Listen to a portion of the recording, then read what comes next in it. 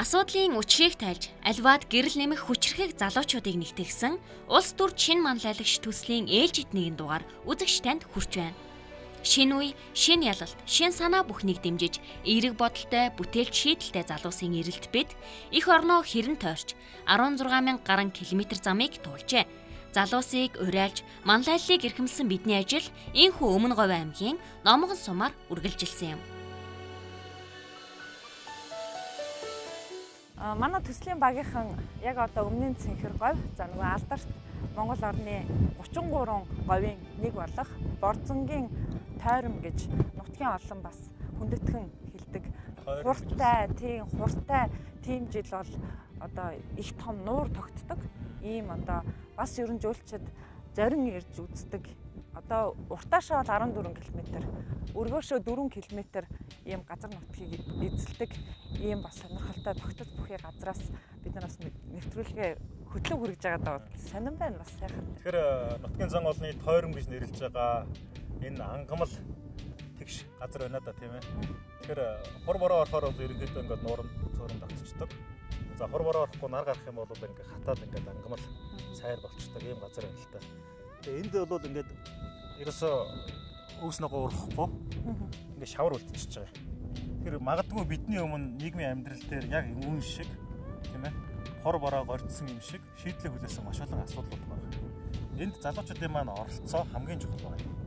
Одоо нийгмээс хойш суулгүйгээр аливаа шийдлээс цухтаалгүйгээр аливаа асуудлыг яах нь тойролгүйгээр түүнд одоо хариулт болохын тулд залуучуудын идэвхтэй оролцоо хамгийн чухал байна. Тийм учраас бас телевиз үзэж байгаа иргэд маань бас асуудал шийдэл олё гэсэн зорилтод хүсэл тэмүүлэлтэй залуучууд маань манай нэвтрүүлэгчдээ үргэлж хамт байгаасаа гэж хөтлөгчдийн зүгээс хүсэж байна. Тэгээ бас нэг зүйлийг онцолж хэлмээр байна л да. Энэ төслийг хэрэгжүүлж байгаа санаачилсан одоо гардан хэрэгжүүлж байгаа хүмүүс бол бүгдээр ерөн залуучууд байгаа. Тэгэхээр бид нар одоо нийгэмд маань тулгамдж байгаа олон арван асуудлуудыг одоо өнөөдөр яг залуучууд маань одоо ирээдүйд бид нар бодтойгоор хэрэгжүүлж улс орныхаа төлөө, орон нутгийнхаа төлөө ихийг хийж бүтээж чадах юм аа.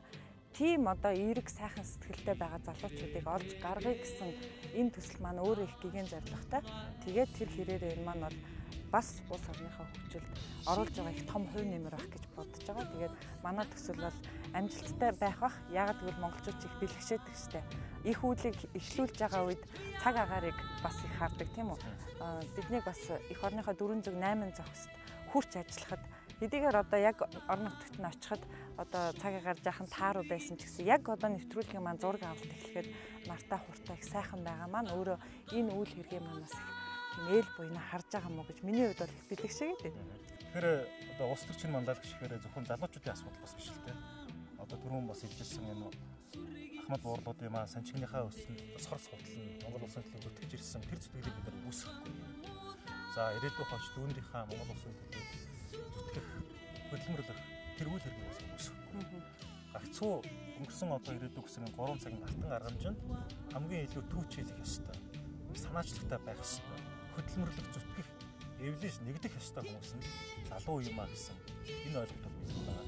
Нөгөө талаасаа бид нар бол Монголын гайхамшигт түүхүүд Эрдэнэт дархан босоо залуучуудын ч цуглархад яг Монголын хөгжил зогсож байсан. Түн шиг аливаа нэгэн уухай төвшиж биш харин үзэл санаа төвшиж энэ нэвтрүүлэг манаас босч ирээсэй.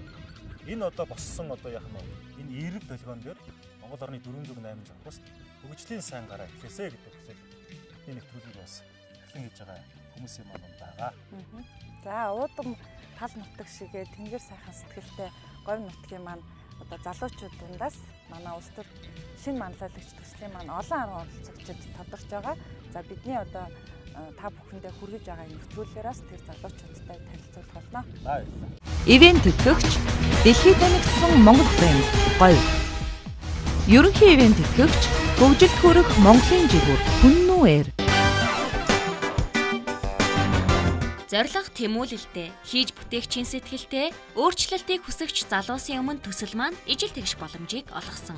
Тэгвэл энэхүү боломжийг бодит ажил болгож, төрлөх нутгийнхаа хөгжилд зориулах саналтай залуучууд төслийн багийнханд багахгүй хандсан юм а.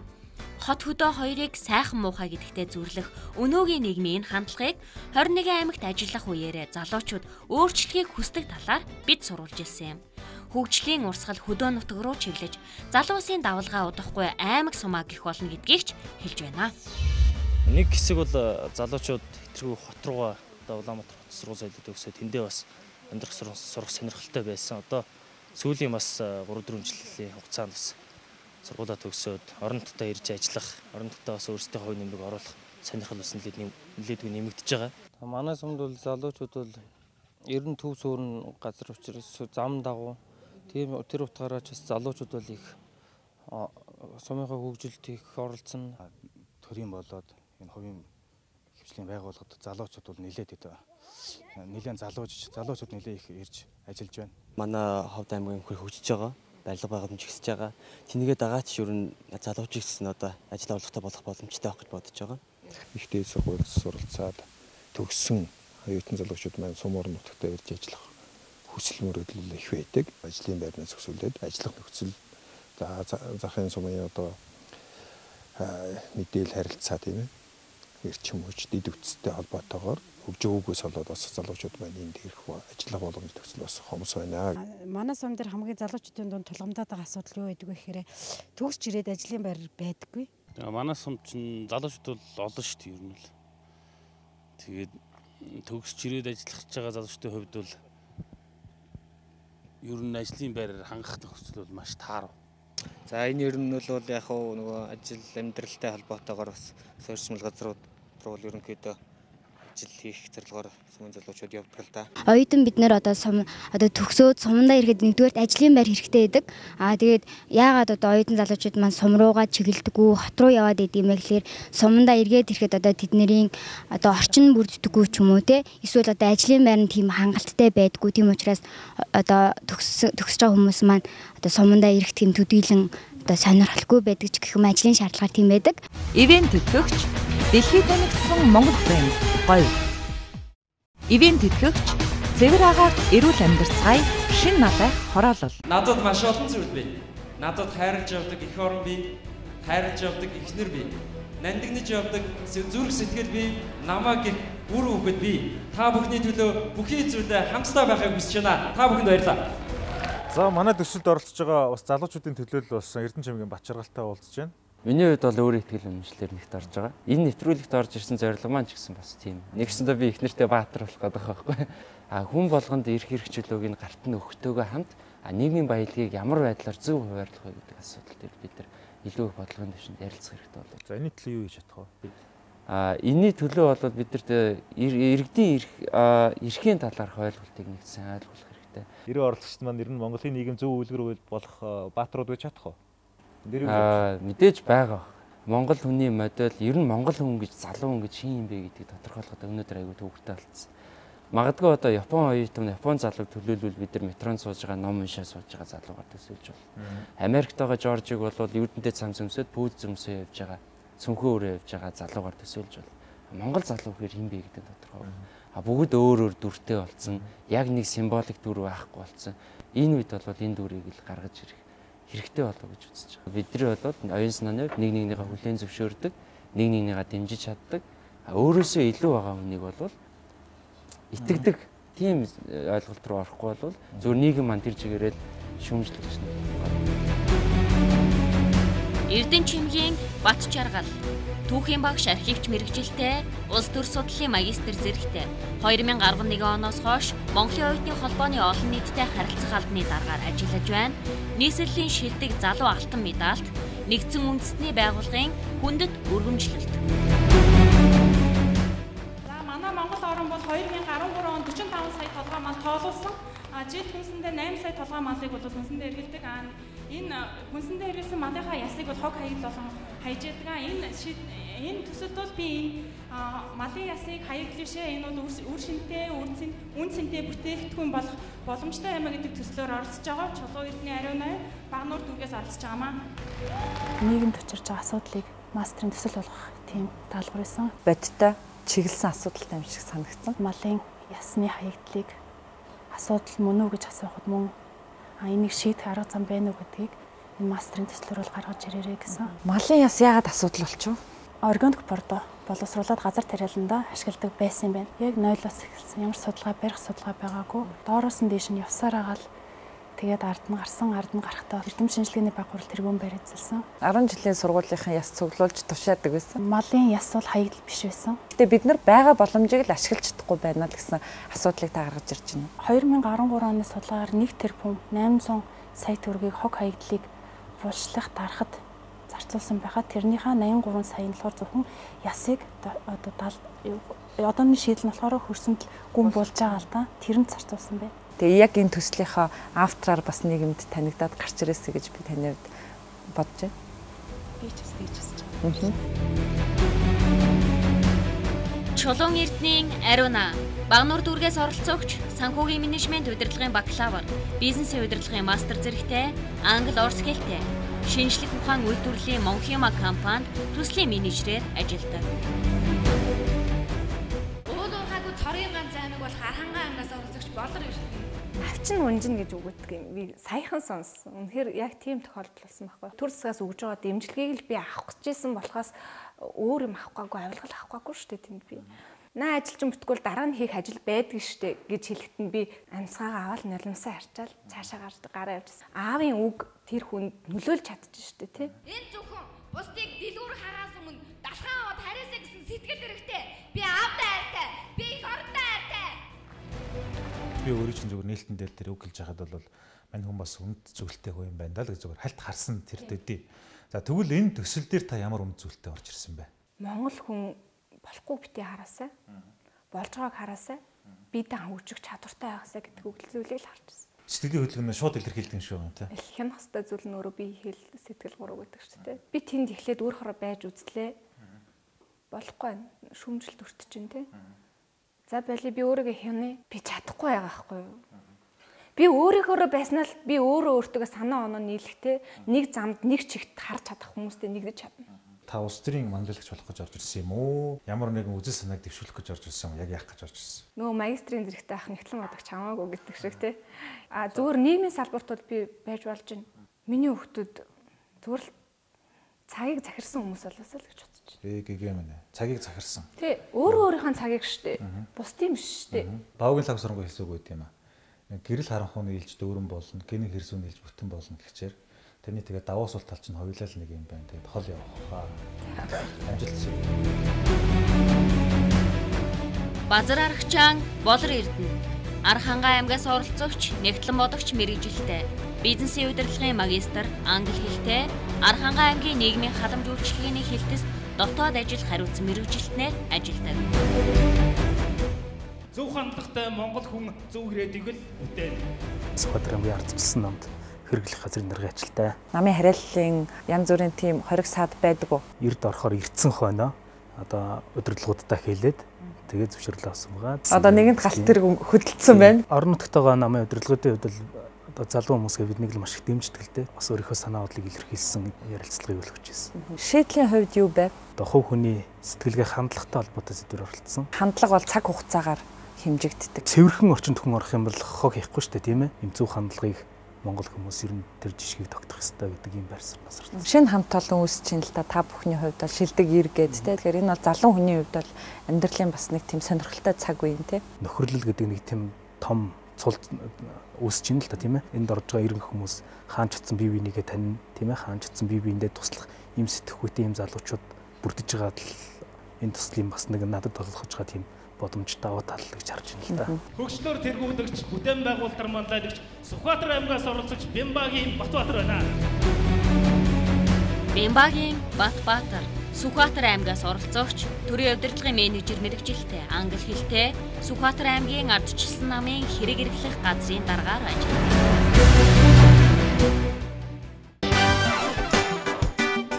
Ялахын тулд мэтгэлцэх нь хуурамч юм. Харин суралцаж, ур чадвараа хөгжүүлж, мэдлэг олж авахын тулд мэтгэлцэх нь хамгийн үн цэнтэй гэдэг юм байлээ.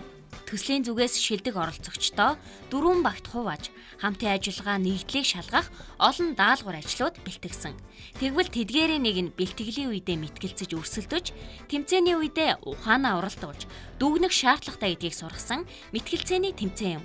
Өчигдрийн хувьд асаас аюу багийнхан их сургуульд зөвхөн хөгжингийн оронд мэргэжил эзэмссэн багш нарыг ажилуулах зүйтэй сэдвээр асуудал дэвшүүлэн нотолж няцаасан бол өнөөдөр шинэ ялалт болон хорт багийнхан мэтгэлцэн. Асас баг боловсролын салбарын нэгэн асуудалд өөрийн давуу байдлыг харуулж ялалт байгуулсан бол өнөөдрийн багууд нийгмийн шүүмжлэл, цаашаал итгэл сүсгийг байнга дагуулж бөөнарт эмчилгээний эрхийг олгох нь зөв гэснийг ноттолж няцааж өрсөлдөнө. Монголчуудын хувьд сэжгээр өвдөж, сүжгээр идэгдэг гэсэн ойлголт бүр цайшилбал шинжлэх ухааны түвшинд судлагддаг энэ хүндхэн сэдвээр багууд хэрхэн мэтгэлцгийг хамтдаа харцгаая. За, багууд маань барилаа эзэлсэн байна. Энэ удаагийн шийдэл маань бөөнарт эмчилгээний эрх олгох шаардлагатай үгүй гэсэн сэдвээр мэтгэлцэн.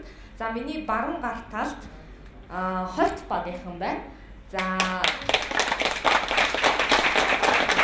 баярлалаа. Зүүн гар талд шинэ яршилт багийнхан байна.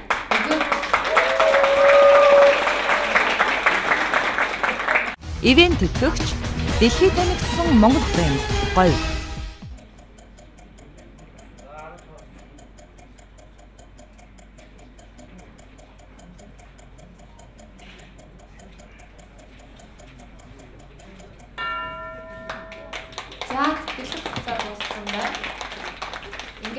Нотлогч багийн ахлагчийг урьж байна.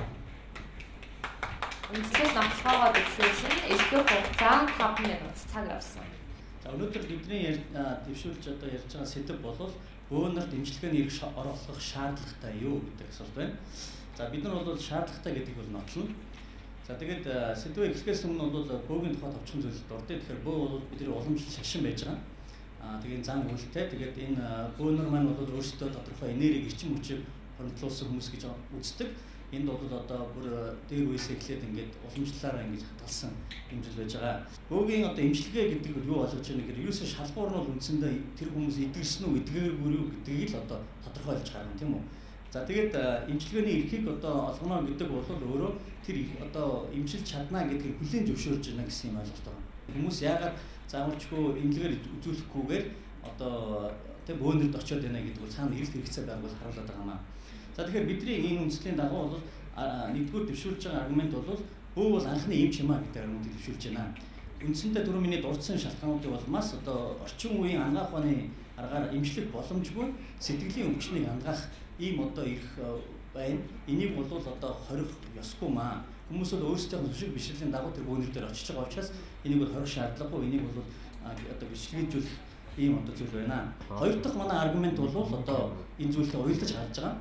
Өнөөдөр бол ингэж одоо эрх олгож байгаагаас үүдээд маш их эмх замраагүй байдал бий болж байна. Маш олон хүмүүс хохирж байна. Тэгэхээр энэ эмх замраагүй байдлыг цэгцлэх үүднээс хүмүүсийн ард иргэдэг нашиг хамгаалах үүднээс бол бид нар энийг одоо эмчилгээний эрхийг олгох шаардлагатай гэж үзэж байна. За тэр дотроо бол баримтжуулаад хэлэх юм бол маш олон. Ер нь бол эдгэрсэн эдгэргүй гэдгийг ингээд юм домог маягтай баах юм яваад байдаг. Гомлууд яваад байдаг. Тэгэхээр энийг чи одоо ингэж баримтжуулаад үнэхээр эдгэрсэн юм уу, эдгэрээгүй юм уу, хэнд нь ингэж эрх олох ёсгүй юм уу гэдэг ийм зохицуултыг хийж өгөх ёстой юмаа. Түр энэ зохицуултыг хийж өгч хариуцлагатай түр байх үүднээс хийж байгаа юм. Энэ үнэхээр зохицуулт болохгүй юм.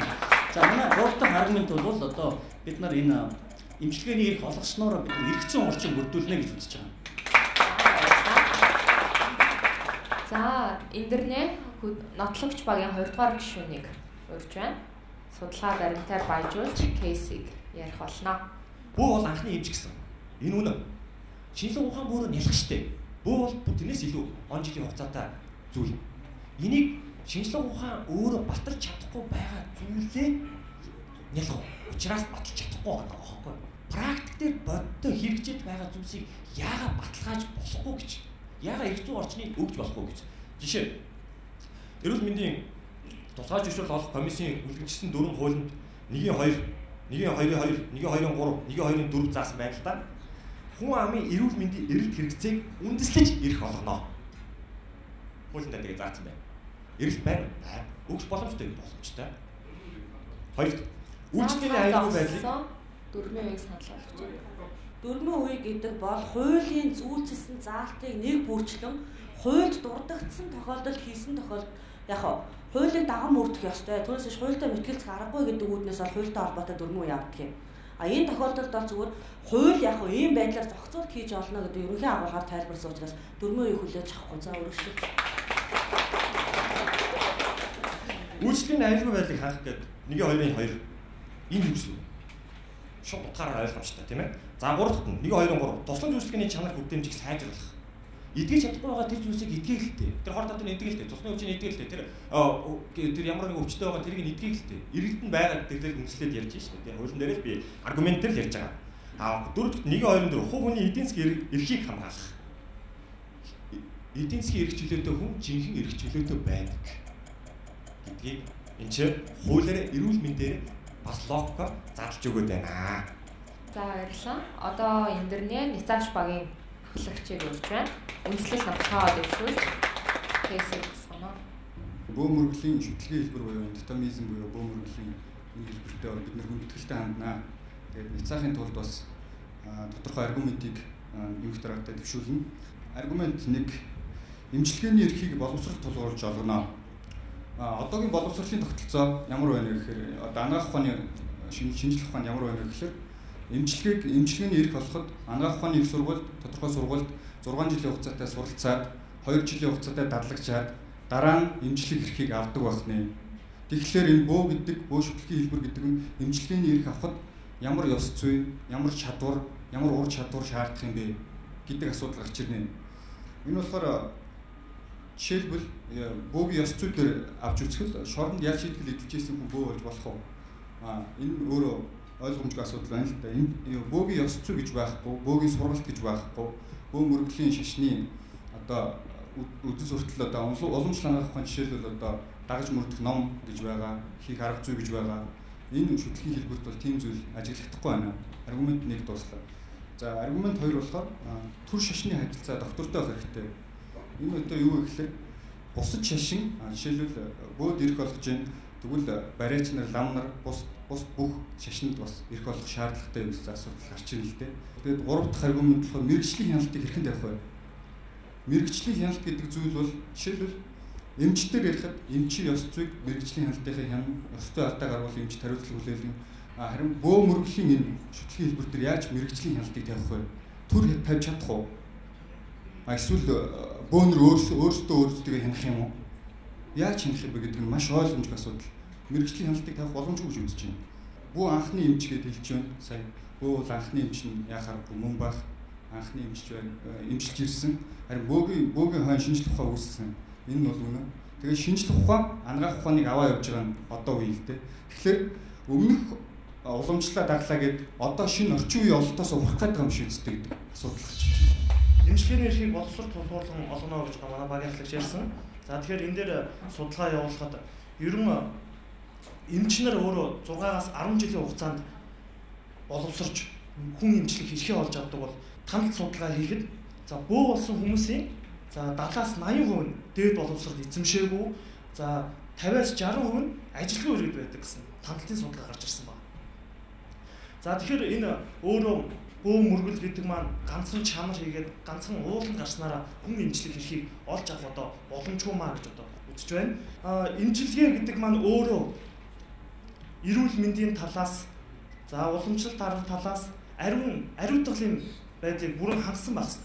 За ингээд бөө мөргөл гэдэг маань өөрөө эмчилгээний энэ ариутгалын бүсийг хангаж чадж гинэ үү гэдэг гол одоо асуудал гарч ирж байгаа. Тэгэхээр бид нэг хаалгаанд ороход ариутгалын бүстэй тусгай орчинд орж хаалгаанд ордог бол хүнийг одоо бас эмчилдэг бол за бөө мөргөл маань өөрөө за тийм орчин бүрдээгүй. Инхээр өөрөө эмчилгээний эрхийг олох боломжгүй маа. За мөн одоо бөөнрийн энэ одоо хэрэглэж байгаа энэ хэрэгслүүд бол өөрөө яг энэ эмчилгээний чиглэлд одоо бүрэн одоо ариутгалын бүслийг одоо хангаж чадахгүй гэж одоо үзэж байна. За баярлалаа. За баярлалаа. Одоо Ницаач багийн 3 дахь гишүүн, нотлогч багийн дуран гишүүнээс нотлохотой холбоотой асуулт асууна. Та бөө мөргөлд өөрөө итгэдэг үү гэж асуумаар байна. Хоёр дахь асуулт нь бол энэ эмчлэх эрх гэдэг байгаа зүйл маань хэр шаардлагатай зүйл вэ? Тэргүй одоо хүмүүс маань өөрсдөө эрх аваад очиж тэр үнээр зүйлээд байдаг шүү дээ. Тэгэхээр эмчлэх эрх хэр шаардлагатай юм бэ? Гурав дахь нь бол үнэн худал бөөг одоо ямар шалгуураар яаж одоо ялгаж салгаж тухайн эрхийг олгох гэдэг вэ? Хувь хүний үзэл бодол руу итгэдэггүй юу гэдэг энэ асуулт зөв үгүйснээр. Дөрвөн алдаа мөн үү? Над руу одоо нэгсэндээ та итгэдэггүй вэ? Миний итгэл үнэмшлийг асуу. Дөрвийн үе авч ивэл за энэ дээр тайлбар хийе. Субъектийн зүгээс дайралт хийх буюу тухайн гишүүнээс яг та өөрөө ийм бодолтой юу, ийм үзэлтэй юу, ингэж ханддаггүй тий. Одоо жишээлбэл гэр бүлийн асуудал ярьж байгаад өөрөө эхнэрээсээ салсан биш үү гэдэг юм уу. Иймэрхүү байдлаар бол яг асуухыг бас субъектийн зүгээс дайралт гэж үзэж байна. Гэхдээ энэ тохиолдолд бол та өөрөө бөө шүтдэггүй гэж байна. Та бол өөрөө субъект эрхээ хамгаалах үүднээс хариулахгүй байж болно. Субъектийн зүгээс дайралт хийж байгаагаа бас дараа нь яг хувь өнөрөө битгий чиглэж асууж байгаараа энэ бас мэтгэлцээд байдгүй юм байх юм аа. Тэгэхээр энийг сануулаад тэгээд тооцчих одоо. Бөөгийн эмчилгээ шаардлагатай юу гэдэг чинь шинжлэх ухаан хийж чадахгүй байгаа юм чи бөөгийн эмчилгээ яг авч болохгүй гэж. Хийж чадахгүй шүү дээ шинжлэх ухаан. Тэр чинь бөөг чинь тодорхой хэмжээнд хийгээд эрэлтийг хангаж өгöd байгаа юм чинь шаардлагатай гэж би бодох юм. Бөөгийн эмчилгээ шийднэ үстэй. Тэ? Одоо тодорхой хэмжээнд одоо ингээд шашны тодорхой нэгдсэн хүмүүс байгаа шүү дээ. 5-7 мянган хүмүүс байна Монгол бөөний төлөө. Тэдний чинь тодорхой хэмжээнд хуурамч үнийн шийднэ үстэй. Хоёрдын багш хүн алдаа хийлэхэд багшийг алдаа хийсэйгээгүй комисс шийддэг үстэй. Тэрэн шиг тэр бөөгийн эвлэл шийдэн шүү дээ. Комисс шийдэн шүү дээ. Тэдний комисс байгаа шүү дээ. Энэ бол үнэн бодлого яаж ойлгох вэ? Хоёр дахь асуултаас эхлэе. Тэгэхээр Монголд ерөөсөө нэг 5-7 мянган албан тушаалгаар бөө байна. Тэгэхээр ерөөсөө энэ нөр зохицуулт байхгүй учраас энэ бөөнөрч ерөөсөө ингээд хүний аймнаас эрүүл мэндийг хохироод байгаа байхгүй. Тэгэхээр ерөөсөө бид нар үнэн бодол бөөг яаж чадах вэ гэхээр тэр нь одоо нэг хүний бөөг ингээ оруулаад үүсгэхэд тэр яг үнэн боолж ийн худлаа боолж ийн гэдэг нь мэдэгддэг юм байна. За тэгэхээр бөөгийн нэгдсэн эвлэл гэж байгуулагдсан. Тэр бөөгийн нэгдсэн эвлэл нь одоо энэ яг үнэн боолж ийн, энэ яг худлаа боолж ийн гэдэг нь ялгаж тэр гэрчлэгээ олгож байгаа юм байна. За хоёр дахь нь эмчлэх хэрэг гэдэг нь хэр шаардлагатай гэж байгаа байхгүй. Энэ нэг Хардумын их сургууль, Хородын их сургуулийн нэг эрдэмтэн байна л да. 2000 одоо хоног бөөнөртөө байгаа дэлхийн 97 улсаар яваад бөөнрийг судалсан байгаа байхгүй. Тэгээ тэр эмч маань юу гэсэн бэ гэхээр ерөөсөө энэ бөөнрөөс чинь тэр онгод тэнгэрээсээ холбогдоод өөр эрчим хүчийг ялгуулж идэм байна гэдгийг нотолсон байна. Монголын эрдэмтэн отхны пүрүү гэдэг эрдэмтэн бас яг энэ бөө гэдэг хүн чинь өөрөө тэр онгод тэнгэрээсээ холбогдоод энэ эрчим хүчийг ялгуулад тэр бөөг ерөөсөө ингэж барьдаг тийм хүн байт юм байна гэдэг нотолсон байна. За баярлалаа. Нэгдүгээр асуулт. Иргэд бөөгийн боловсролыг илүүд үздэг үү, чадварыг илүүд үздэг үү? Асуулт 2. Эрүүл ахуйн стандартыг тогтоосон нөхцөлд бөөгийн эмчилгээнд эрх олгохыг хүлээн зөвшөөрөх үү? Асуулт 3. Барьдаг буюу эмчлэгч бөөд эрх олгохгүйгээр бөө иргэдийн харилцааг зохицуулах өөр боломж байгаа юу? Байгаа бол ямар? Багийн 2 дугаар гишүүнээс. За баярлалаа. Бөө мөргөлийн одоо боловсрол чадвар дээр тулгуурладаг гэдгийг бас бүрэн ойлгоогүй болов уу гэж би үзэж байна. За яагаад үг гэхээр бөө мөргөл гэдэг маань өөрөө улаачийн чадвар дээр, улаачийн одоо ёс зүйн байдал, улаачийн мэдлэг боловсрол дээр асар их тулгуурлалт юм аа. Тэгжээч энэ бөө өөрөө улаачийнхаа мэдлэг дээрээс тулгуурлаж, улаачийнхаа одоо ёс зүй дээр тулгуурлаж энэ бөө улам хүчээ авч идэг. Тэгэхээр улаач өөрөө бөө болохын тулд өөрөө ёс зүй бүрэн хангасан, улаач өөрөө бүрэн одоо мэдлэгтэй байснаар энэ бөө улам чадварчж өгч идэг. За нэгдүгээр асуулт. За хоёрдугаар асуулт ахуй стандартыг хангуул стандартын ариун цэврийн стандартыг хангуул бөөд ирэх үхүү гэж байна тийм ээ. Тэгэхээр энэ эмчилгээ гэдэг маань өөрөө ахуйн стандартад биш. Эрүүл мэндийн стандартад нийцэж явдаг. Эрүүл тусгай орчинд үлдэж явдаг асуулт. Тэгэхээр манай энэ 1-2 дугаар аргумент ерөнхийдөө энэ асуултанд бүрэн тулгуурлаж өгнө гэж ойлгож байна. Энэ бөө мөргөл гэдэг маань өөрөө шашин биш. Судлагт нотлогдоогүй зүйл. Бөө мөргөл гэдэг бол өөрөө сүсэг бишрэл. За тэгэхээр энэ өөрөө юу илэрхийлэх гээд байна вэ гэхээр за тухайн хүн сүсэг бишрлээрээ эмчлүүлж одоо тэр бөө дээрээ тийм ээ эрх олгосон ч олгоогүй ч тэр хүмүүс өөрөө очдог учраас энд одоо эрхийн асуудлыг одоо ярих ойлгомж өгч үзэж байна. За бөөгийн боловсрол чухал, чадвар чухал гэж мэдээж боловсрол чухал. Ямар нэгэн эмчилгээний эрхтэй холбоотой асуудал үүсэж байгаа учраас нэгдсэн хувьч гэсэн боловсрол эзэмшчээ дараа нь чадвар явагдана. Энэ бол угаасаа хувийн холбоотой асуудал нийтийн эрх зүйн аа. Нийтийн эрх зүйн холбоотой асуудал учраас боловсрол чухал. Тиймээс чадварын асуудал дараа нь яригдана. За ахуй стандарт тогтоовол зөвшөөрөл олохгүй гэж. Эрүүл мэндийн стандарт гэдэг бол ахуй стандарт зөрүүтэй манай багийн хариуцлаа. Тэгэхээр эрүүл мэндийн стандарт зүгээр цогц ойлголт. Тэр ахуй стандарт хязгаарлагдахгүй гэж ойлгож байна. Тэгэхээр бол заавал цогцоор навччих асуудал юм аа. Заавал бариаш эмчилгээ олох асуудал уусаа одоо ч уусаа бариад хүмүүс л яриулахтаа очоор бариулждаг. Энэ бол итгэлтэй холбоотой асуудал. итгэлээ тогтсон холбоо итгэлээрээ үлдэх хэрэгтэй. Заавал эмчлэх хэрэгтэй байх. Тийм учраас энэ одоо байгаль төсөлтэй байхад боломжтой гэж байна. Бөөч одоо ерөнхийдөө миний ойлгож байгаагаар нэг сүнс хүний биед орж ирээд тэгээд тэр сүнс одоо дамжуулж одоо бид нартай харьцаж гэсэн үг тийм ээ. Тэгэхээр манай багийн анхны аргумент яаж явж байгаа гэхээр боловсрол төр тогтсон байх хэрэгтэй гэж байгаа шүү дээ. Бид нэр эрх өгөх шаардлагатай үгүй гэдэг дээр ярьж байгаа. Тэгэхээр бөө гэдэг хүн эрх өгөх шаардлагатай үгүй гэхлээр сүнсэнд өгөхгүй үгүй болоод байгаа байхгүй юу? Тэгэхээр манай баг болохоор боловсрол дээр тулгуурлая. Сүнсэнд бид нар бол яагаад ч эрх одоо таныг имжлэх эрхийг олохгүй. За нэгт нь цэгцлэх шаардлагатай гэж манай баг ярьж байсан тийм ээ. За цэгцлээ. Тэгвэл бид нар одоо бөөнөрт эрх олгосноороо одоо энэ айхтар замбраагүй явдлуудыг цэгцэлж чадах уу? Тийм ээ. Эрх олголоо гэж маргааш нь айхтар аллах дуусчих уу? Заавал яагаад бид нар шаардлагатай гэдэг байгаа юм бэ? Одоо манай багийг харж штэ. За, юу нэг чухлаа гэд. Нэг нь итгэл дээр тогтож байгаа ард түмэн. Одоо энэ заалан сууж байгаа хүмүүс хэдэн хувь нь бөөнд итгэдэг юм? Зурагт үзэж байгаа хэдэн хувь хүмүүс бөөнд итгэдэг юм? Итгэл дээр тогтсон тэр юм нь заавал төр дундуур нь ороод те. За одоо эрх үгээ болъё гэл. Тэгэх юм бол нөгөө улс төрийн нөгөө шашин шүтлгийн доктортой байдал алдагдвал яана? Лам хүн бас гарч ирээд би ч гэсэн эрх авмаар байна гэвэл яах юм? Тэр чинь бас доктортой байдал. За цаад болсон баярлалаа. Ерөнхий ивент тэтгэгч яг одоо яг эндээс Pepsi брэнд. Ивент тэтгэгч дэлхийд танигдсан Монгол брэнд гоё. За нотлогч багийн 4-р гишүүнийг эндэрт урья. Манайх бол бөөд эрхлүүлэх нь олон хүний эрх шиг хүндсэн маш чухал асуудал учраас зөв юм а гэдэг дээр санал ихтэй байгаа. Дараах няцааж байгаа багт хэд хэдэн зүйлийг би няцаая гэж бодож байна. Нэгдүгээрт нь няцаагчдаар бөө сайн муу муу гэдэг асуудлыг яриад байна. Бид өнөөдөр бөөгийн тэр чадварыг эрх болгож хөндөгж байгаа тэр хүмүүсийн эрх шгийг хамгаалъя. Бөөгөр эмчилж байгаа тэр хүмүүсийн эрх шгийг хамгаалъя гэдэг тухай ярьж байгаа. Нэгдүгээрт төр шашны харилцаа доктортой байх ёстой. Бөөд эрх болгосноор энэ бол алдагдана гэж ярьж байна. Үгүй юм аа. Анагаахын шинжлэх ухаан өөрөө альва шинжлэх ухаан өөрөө хязгаартай байдаг. Эдлийн хүрээ хязгаартай байдаг. Цаг үеийн дотор шинжлэгдэж шин олголтуудаар баяжиж тэр зүйлийг авч явж идэг. Тэгвэл өнөөдөр бөө тухайн үнэхээр сэтгэл зүйн салбарт өөрөө өр нөлөөгөө харуулсан тэр чадварыг өнөөдөр анагаахын ухааны салбарт уламжлалт бус анагаахын салбарт ашиглахыг цаг болцсон гэдгийг амьдрал практик өөрөөр харуулдаг байгаа. Тийм учраас энэ цаг үеийн мэдрээч гэдгийг хэлэх гэсэн. Мэргэжлийн хаалтын тухай ярьж алдаа дутагдал. Үнэхээр тийм ээ. Тэр хохироод байгаа хүмүүсийг тэгвэл хэн хамгаалах ёстой юм бэ? Төр хамгаалах ёстой. Тэр бөөнөрт хариуцлага тооцоолсоос өмнө сайн буруу гэдэг тогтоохоос өмнө тэгвэл яаж тогтоох юм бэ? Бидэрт эрх зүйн зохицуулт өнөөдөр байхгүй. Ямар хуулиар бид авч үзэх вэ?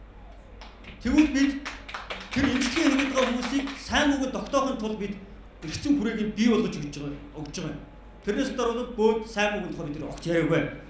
Урт хугацааны шалгуур байх ёстой. Сургалтын тогтолцоогоор бөө бол байх ёстой. Зүгээр гинт гарч ирж байна гэж юм.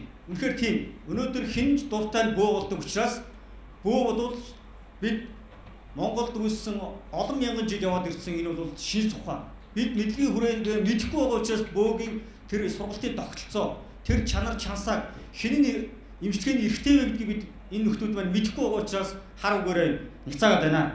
Өөрөө бөө бол тогтолцоотой үнийг нь судалдаг хөл бүтэн төрийн бус байгууллага байгааг манай эрхлэгчд дурдсан. Уламжлал батгаж байна.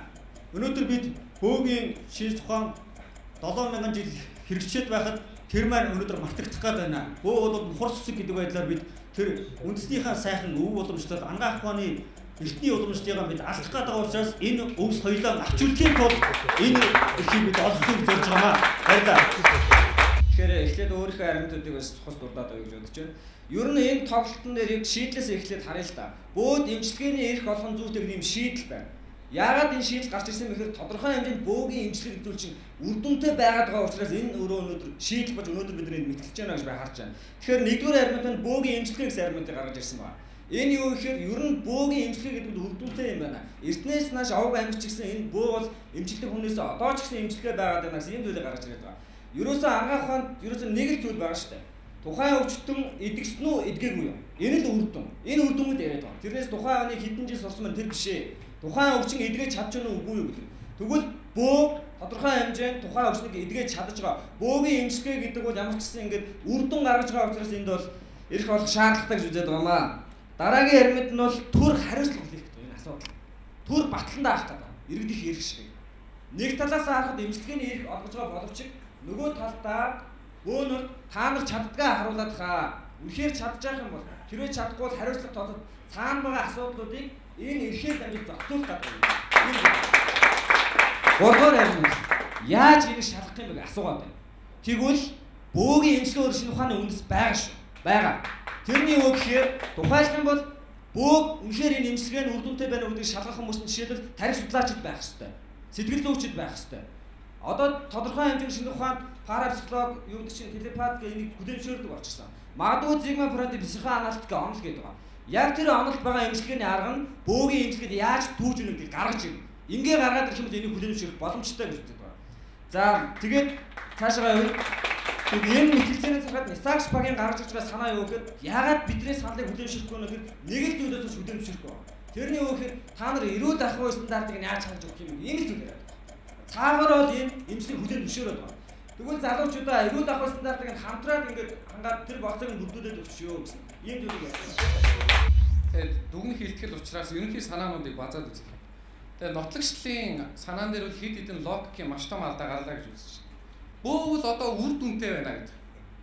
Тэгээд бөө одоо гэртээ тэргүй эрх олгоогүй байгаад үр дүнтэй байгаа юм бол үр дүнтэй л юм шүү дээ. Эрх олгож яах гэдэг. Эрх олгоогүй байгаа ч үр дүнтэй байгаа заавал эрх олгон байж тааш үр дүнгийн давхар шалгах гэдэг юм. Тэгэхээр энэ бол бас асуудал байна гэж хэлэх гээд байна. За дараагийн зүйл бол бөө дээр үн тариф тогтоох боломжгүй байгаа нь маш том эрсдэл. Хэрвээ төрөөс асуудлын шийдэж өгч хязгаарлах шахаад энэ үн тарифын төрөөс бас давхар тогтоож өгдөг. Одоо гандан хүртэл энэ тал руу баагаар шилжиж штэ. Сундуунжууд 500 хэдэн 10,000 ганжуур данжуур хийдгээ тийм. Гэтэл яг тэр улаацны хэлж болдог онгод нь буугаад ирэхээр 5 шар аваад 10 хонь аваад энийг үр чинь дахил өргөнө гэж.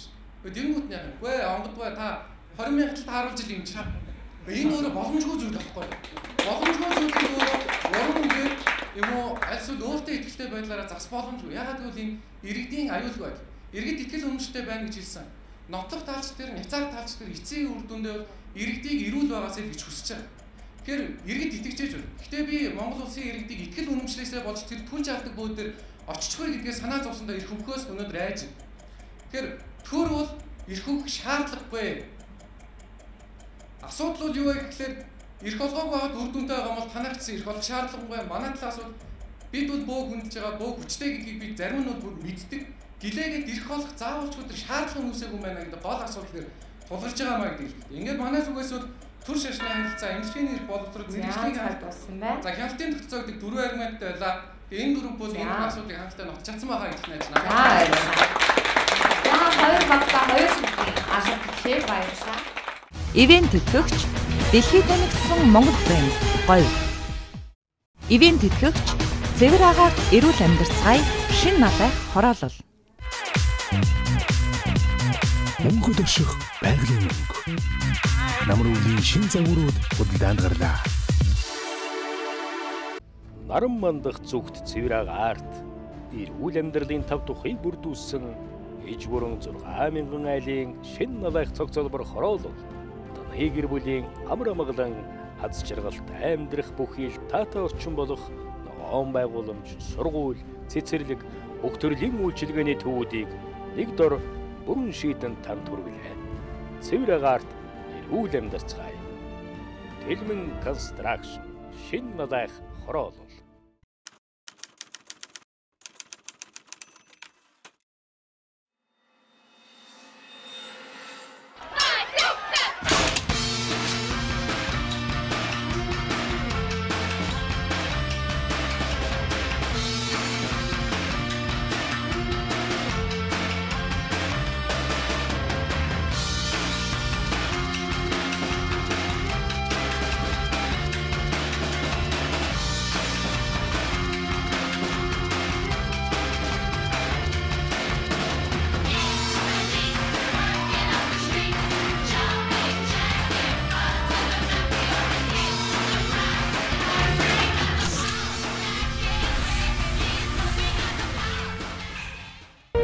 Хонконг шууд нислэг.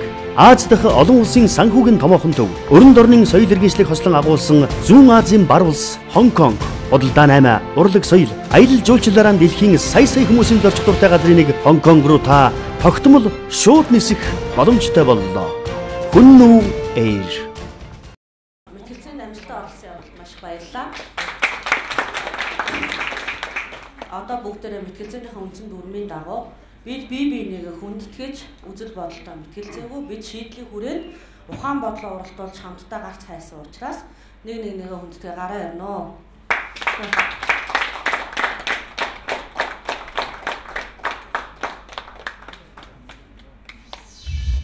Энэ удаа тэмцээн зохион байгуулагчдын зүгээс биднээс юу гэж хүссэн бэ гэхээр ялалт болон ялалт гэхээс илүү мэтгэлцээний тухайн тоглолтод илүү сайн оролцсон. Тийм ээ? Илүү сайн оролцсон болон дараа нь цаашид сайн отор оролцох шаардлагатай гэсэн багуудынхаа яг тэр хожил болон хожигдлыг тэмцээний дараа нэгдсэн байдлаар хилээч гэдэг юм хүсэлт гаргаж ирсэн. Тийм учраас шүүгчид та бүгдэд өөрсдийнхөө дүгнэлт зөвлөмжийг хэлж байгаа. Түүнээс хожигдол болон илүү сайн оролцоогийн талаар бол ярихгүй байгаа. Энэ зохион байгуулагчдын хүсэлт байгаа. За нотлагч талын зүгээс бол ерөөсөө та нарын хамгийн гол давуу талч ерөөсөө төр төмөр нүртэй тийм. Юу гэхээр та бүхэн ерөөсөө энэ хүмүүстэй бөөнөр аюул олон хүмүүсийг харлаад ирэх гэж тийм. Тэгвэл тэр хүмүүсийг алж байгааг төр хараа суугаад байх хэрэгтэй юм. Тэгэхээр төр энэ хүмүүс ирэх болгож байгаагаар цаана үр хариуцлагын хүлээлгэж байна. Энэ хамгийн том аргумент юм. Энийг илүү сайн тодорхойлж ярьж тийм. Бид нар юу гэхээр энэ хүмүүсийг цаанаасаа хэрвээ чи энэ хүнийг алаад идэх юм бол төр чамд төмөр нүрээ харуулж шүү гэдэг тийм. Энэ аргументыг хамгийн гол чухалчилж бүр хамгийн дөвөлгөж ярих хэрэгтэй юм чинь та нарын ялт руу очих боломж байх болов гэж харж байлаа. За няцаагч тал дээр бол миний харж байгаагаар бол бас олон талын өнцгийг гаргаж ирж ярьлаа тийм. Гэхдээ няцаагч талын хамгийн сүүлийн илтгэлийг би юм сайн боллоо гэж үзэж байна. Эрэлт хэрэгцээ байна гэж байгаа. Чанарын асуудлыг танах өндөөч. Чанар үр дүн тэгээ яаж. Эрэлт байлаа гэд нийлүүлэлт байлаа гэхэд чанар үр дүн яаж. Өөрөөр чанар үр дүнгүй гэж яриад байгаа бол яг ямар чанар үр дүн ярьж байгаа. Нөгөө талаас нотлагчийн оронд юу гаргаж ирэх хэрэгтэйсэн бэ гэхээр энэш Монголын ард хэлсэн ш. Сэжгээр өвдөж сүжгээр итгэв. Итгэл үнэмшил тийм ээ. Энэ дээр аюу тийм хүч өгөх хэрэгтэйсэн болов уу? За тэгээд тэр имчилгээг одоо жишээлбэл хүрээлэн ингэж тодорхойлох хэрэгтэйсэн бай. Одоо жишээлбэл тийм би та бүгдийн оронд байсан бол аймнаас эрүүл мэндэд занал хийсэн элдэн үйлдэлгүй. Тодорхой тохируулсан орчинд тийм ээ. Тэгээ бас яг нь тодорхой төрөөс хүлээншөөрсөн институтын хараанд итгэл үнэмшлээр тулгуурлан хийж байгаа тохиолдол энийг олгоно ч гэдэг юм. Анханаас ингэ ярьсан бол үнэхээр том сэдв байлаа. Та бүгд бол маш сайн дараагийнхаа арга дээр чиглэл бүтээч байдлаа галуу гаргаарай. Хоорондоо бол та нарын нотолж байгаа нэг нцааж байгаа үйлдэл аюу сайн байна. Чадварлаг байна сайн байна. Шийдэл дээр эхлээд анализ хийж авдаг мэтгэлцэгч. Энэ асуудлыг дурын алимыг дундаа тавьж байгаа хэрэглэдэд байдаггүй шүү дээ. Бид нар шийдэл гэж зүйл байдаг. Нотлогч баг дээр сэтгэлийн өвчнийг эмчлэх, сэтгэлгээний өвчнийг эмчлэх гэх нэг санаа гарч ирж байгаа гэдэг цаашаа далд орсон. Өө тэр айгүй гой санаа явжсэн шүү дээ. Эмийн бус эмчилгээ энэ нөгөө нэг зайны манитай чинь илүү их гоё өвчлөгээр нэг болохоор тийм зүйл хийсэн. Тэгэхээр би дахиад нэг өөхөө сануулъя. Бэлтгэл дээрээ хамтар, өрсөлд гүйцэтгэл дээрээ хамтар. Тэгээд сайн логикийн төлөөлөл логикийн хийжиж ялгчихгүй шүү дээ. Бүгд нь амжилт.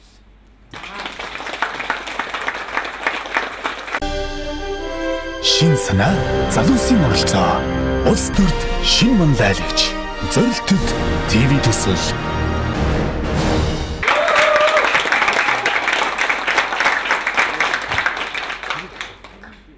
Хорт болон шин ялгалт багийн дунд өрнөсөн 3 тэгийн харьцаатайгаар хорт баг төрүүлсэн.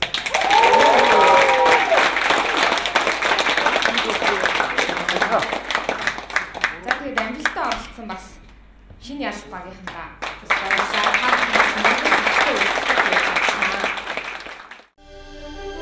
шин санаа залуусын оролцоо. Улс төрд шин манлайлагч. Зорилтод ТV төсөл. Бид нар өнөөдөр бүгдээрээ эх орондоо хайртай, ижи аавдаа хайртай. Тиймээс эх орноо хөгжүүлэх бодлого чухал байна. Дэлгэр далайн рентген бомбтой оролцож байна. Сэтгүүлч мэрэгчлээ юм залуу байгаа. Яг энэ төсөлд ямар зорилготой орж ирсэн бэ? Хөгжлийн бодлогоо бүх ард түмнээр хэлэлцээ. Альч наманд гарсан одоо тэрийг үргэлжлүүлээд хэрэгжүүлээд явдаг тийм байя. хүний хөгжлийн бодлогын үндсэн мессеж нь вэ? Бүх аймаг, бүх дүүрэгт хүний хөгжлийн төв байгуул гэж. Тэр сэтгэл татах урлагийн хамгийн ихний зүйл нь манлайлагч хүн бол сайхан инээмсэглэж чаддаг байх хэрэгтэй гэж. За ингэж инээмсэглэдэг юм байна те. 21 аймаг 9 дүүрэг нийлээд 30 томоохон үйлдвэр байгуул гэж. Нээлттэй компани засаглал хэлбэрээр тэр тухайн аймаг юм уу тухайн дүүрэгт байгаа иргэн бүр төр үйлдвэрээсээ хувьцаа эзэмшдэг 10 тийм үү 30 дүүлдэх миний амьдралын зорилго биш. За амжилтсаа. Энэ залуучууд магадгүй залуухан харагдаж магадгүй, зарим дуршлагатай дуршлахгүй харагдаж магадгүй, зарим нэг хэлж байгаа зүйл нь андуу эндүү сонсогч магадгүй. Гэхдээ бидний зүрхэн дотор нэг л юм зохилж байгаа. Энэ бол Монгол улсынхаа төлөө талбар талбартаа, салбар салбартаа чаддаг мэддэг зүйлээ зориулъя гэсэн энэ халуун итгэл үнэмшил байгаамаа. Улс төр шинэ манлайлах телевизийн зорилт төсөлд зориг гарган оролцож, цаг хугацаагаа зарцуулж, үеийнхэн залуучуудтай ингээд туг болж явж байгаа чинь амжилтсаа. Сүхбаатар дүүргээс орцогч Дэлгэр талайн Ирэнчин бов. Дэлгэр далайн Ирэнчин бов. Утга зохиол судлаач, сэтгүүлч мэргэжилтэй, уран бичлэг буюу каллиграфаар мэргэшсэн. Англи, орос хэлтэй Монгол гэрийн сургууль төрийн бас байгууллагын удирдах зөвлөлийн гишүүн. Эх орныхаа хөгжлийн төлөө санаа зовдог хүн бүрийг улс төрч байх ёстой гэж би боддог. Лодгийн тодорхой хэлснээр ташуураар хамгаалсан эх орноо тархиараа хамгаалахсаа гэржээ залуусан. Улс төр гэдэг үгнээс би айгаагүй л дээ. Улс төрч болох гээд байгаадаа биш. За нийгэм тулгарч байгаа асуудлыг улс төрчийн зүгээс биш, иргэдийн зүгээс тэдний шийдлийг сонсох үүднээс цогцож байгаа болов уу гэж удаад энэ зүйл харсан. Алдаа дутагдлыг засахад оролцох юм бол тэр нь илүү залуу хүний бодит оролцсон юм гэж ойлгоно. Төсвийн мөнгийг зөв цагтаа зарцуулъя гэсэн шийдэл байгаа. Улсаар маань хөгжөхөд одоо төсвийн мөнгө бол тодорхой хэмжээнд хүрэлцгүйц байгаа. Хэрэгтэй зүйлдээ зөв цагтаа зарцуулж чадахгүй байна гэдгийг хөндөж гаргаж ирсэн. Энэ боломжийг олж харж байгаа болов эсвэл харсан чирэгжүүлэхийг хүсэхгүй байгаа гэж бодож байна тань. Яг хөө мэдээж бид нар хөндлөнгөөс харж байгаа үүднээс бол амархан шийдгээр харж байгаа боловч яг дотор нь ороод ажиллаад ямар байхыг бас амьдгүй байна. Өөдсийн амар заяа аялал жуулчлалын менежмент мэргэжилтэй брэнд менежерээр ажилладаг англи хэлтэй GCI Монгол байгууллагын гишүүн. Энэ бол боломж. Эх орны үндэс хөлбөмбөрөөс ирсэн залуучууд үгэн хэлэх боломж. Үзэл бодлоо илэрхийлэх боломж. Залуучуудаа бид энэ амьдралыг хэн нэгнээс түрээсэлж аваагүй. Тийм учраас таны өмнөөс хэн нэгэн шийдвэр гаргахыг хүлээн зөвшөөрөх. Адил шин төвшин баяртай уулзж байна. Нийгэнд болохгүй байгаа асуудлуудыг бол залуучууд дор бүрээ ярьдаг. Энийх л юу хийсэн бэ гэдэг нь гол асуудал байна. Залуучууд өөрийгөө голоод ч юм ингээд хойш сухчаа тэр залуучуудад бас урам зориг өгөх үднээс бол би энэ төрлөөс сонгож орсон. Сургууль төгсөнгүүтээ Өмнөгов аймгийн цогц цэцгийн суманд очиж сумандаа багшилж исэн юм залуу. Төвшин баяраа ядаж аймгийн төвд ажил олдоогүй мó гэдэг ч юм уу. Надад юу хэрэгтэй гэдгийг харахаас илүүтэй би хаана хэрэгтэй вэ гэдгийг харах хэрэгтэй гэж. Хүүхдүүдэд тийм ярианы ч юм уу нэг тийм арай өөр сэдв хэрэгтэй юм гэдгийг мэдэрсэн. Энэ тэмцээний туршид гэдэг ч юм уу ямар нэгэн байдлаар миний итгэл үнэмшил үнэцүүл харшилсан зүйл байл дуртай үедээ ярихад гарч чадна. Аливаа зүйлийг бүтээхин тулд заавал эрх мэдэлтэй байх ёстой юу? Эрх мэдлгүй ээжж бүтээх ёстой юу? Хамгийн том эрх мэдэл гэдэг бол нэг талаасаа магадгүй өөрийгөө захирах байх гэж байна. Адил бишийн Төвшин баяр. Өмнөгов аймгаас оролцогч багш мэргэжилтэй, улс төр судлалын магистр зэрэгтэй, англи хэлтэй, Өмнөгов аймгийн Монголын залуучуудын холбооны удирдах зөвлөлийн гишүүн, шууд ардчлал иргэдийн оролцоо үндэсний аврах шалгаруулах мэтгэлцээний тэмцээний дэд байрын шагнал. Мянган залуусын төлөөлөл Говьлтай аймгаас оролцогч Бүрүсрэнгийн Нандин цэцэг байна. Залуус 5-гийн оролцоо Монголын хөгжлийн түүч юм шүү. Залуучуудаа урагшаа. Говьлтай аймгаас манай төсөл оролцож байгаа Бүрүсрэнгийн Нандин цэцэгтэй уулзж байна. Энэ өгөөд шулуухан хэлчихэд бол бас энэ төсөлд оролцох гэж ажил төрлөөсөө чөлөө авахаас ихсүүлээд бас нэлээд бэрхшээлийг туулж байгаа юм байна. Залуу хүний тэр хүсэл эрмэлзэл нэгдэл хөдөө орон нутгчгүй төвд ч гэхгүй ер нь хөдөө орон нутагт ч гэсэн чухал байдаг. Говьлтад хамгийн чухал асуудал юу вэ? Хөгжлийн асуудал. Тэгэхээр хөгжлийн асуудал. Залуучууд бид нар оролцох гэсэн хүсэл бол энд байгаад байдаг. Тэгсэн хэрнээ тэр оролцох нөхцөл боломж нь бүрдэхгүй байхгүй юу? Бид нар өөрсдөө өөрчлөх хэрэгтэй юм байна гэдгийг л би өөрөө жишээ болгож харуулах гээд байгаа байхгүй юу? Таны хамгийн том давуу тал юу вэ? Маш товчхон. Миний давуу тал гэх юм бол би өөрөө улс төр судлаач мэргэжилтэй. Иргэдийг яаж оролцуулах уу гэдэг талбар дээр ажилладаг хүн. Юу мөрөөд чинь? Би зорилготой. Зорилгын төлөө надад маш олон би энэ нэг замаар явж хаад надад маш олон ийм хүчин зүйл нөлөөлнө. Би тэр болгоныг тэр болгонд автчихгүй би тэр зорилгын төлөө явах. Би иргэдийн дуу хоолой болж чадна. Бүрүсрэнгийн Нандин цэцэг, Говьолтой аймгаас оролцогч, улс төр судлаач нийгмийн багш мэрэгжилтэй, орос хэлтэй, Говьолтой аймгийн иргэдийн төлөөлөгчдийн хурлын ажлын албан мэрэгжилтнээр ажилладаг. Гэрийн даалгавруудыг тухай бүрт нь 7 хоногийн өмнө өгч, за гүйцэтгүүлэх юм үйл ажиллагаас бидний хөтөлбөрт байгаа 1 минут 30 секундэд багтааж гэрэл зураг тайлбарлах болно. Энэ хар толбыг үгүй хийхийн тулд залуус та бид өөрөө өөрсдөө л хичээх ёстой. Монгол улс өөрөө өргөн уудам тал нутагтай байж хоёр ертөнц ингэж хамтарч орчих нь одоо зөв үү? Миний энэ зургийн нэр бол хайр мөнх. Тэг хүмүүс бас авч үзэж байна. Бүтэн бол авах гээд байгаа байхгүй. Тал болохоор нүцэн аятах ингэ тавьчихаа. Манай монгол залуучууд ганган байна. Монголчууд баян байна. Өөрсдийнхөө монгол төгрөгөн дээрээ биднээс дэвслээд яваад байна уу да гэж. Эмэгтэй хүн амир турхан тань гутлыг хардаа эмэгтэй хүний гутал миний гутал да. Энэ байшин бол гой байшин байгаа шүү дээ. Одоо энэ байшин нураад ингээ байраа бүтэн байраа дууссан. Одоо нураа хайр юм. Тийм үстэй.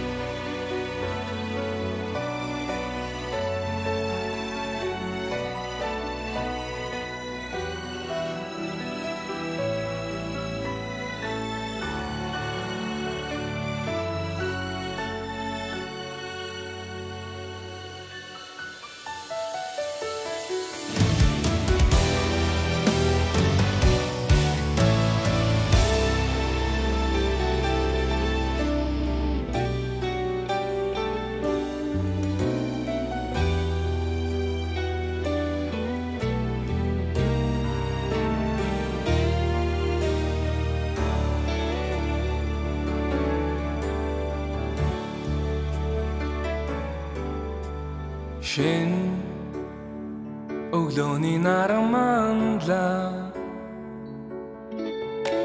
Shin he Цагийн өрөн дэлгэрлээ